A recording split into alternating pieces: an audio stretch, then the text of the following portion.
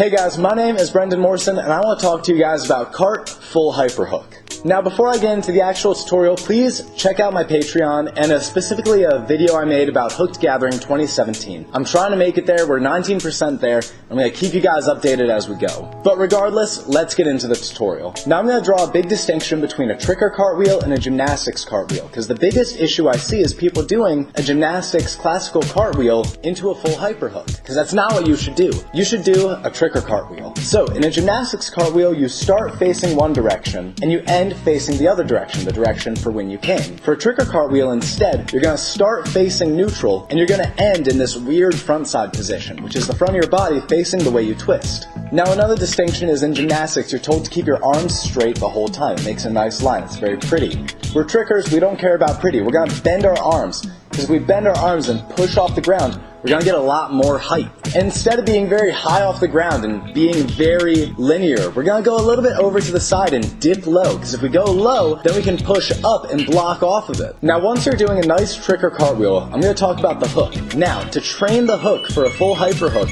drill your pop sevens and drill your step over hooks. Because a full hyper hook is a full, and then you step over hook. Or you do a cartwheel, and the momentum from the cartwheel gives you inversion when you do a pop 720.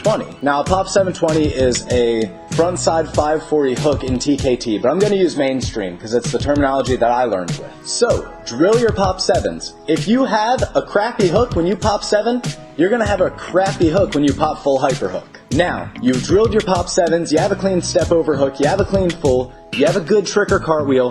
Now let's talk about the actual skill itself, full hyper hook. One thing is to tuck. When you do any vert kicks, you want your body to be nice and straight. You don't want to tuck your legs in, but we're going to be getting a certain degree of inversion. So one thing that'll look really good is to jump, become this little small shape of a tuck, and then to be a huge shape with that hook.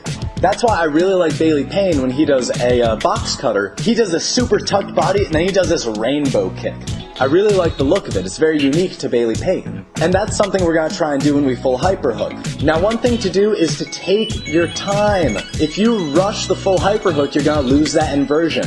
Really push off the ground out of the cartwheel. Take your left leg and drive it towards the ground. That's why, again, Bailey Payne, that's why he prefers wraps instead of cart fulls. Because that motion of dragging your left leg beneath you gives you so much more inversion and gives you a lot of momentum going into the next skill. So drive that left leg towards the ground, push off the ground, and wait a split second. Then tuck. Do a pop 7, and then boom, step over hook. Nice and clean. Now think about each of these steps when you do your full hyper hook. And guys, that's all I got for full hyper hook. Hopefully I was able to help. Let me know what you think in the comments down below. Share this video, and check out the video I made for Hooked 2017. It's really important to me. It talks about the Patreon, why I'm doing it. And again, if you can support me on Patreon, that'd be awesome. Have a lovely day, guys, and happy training.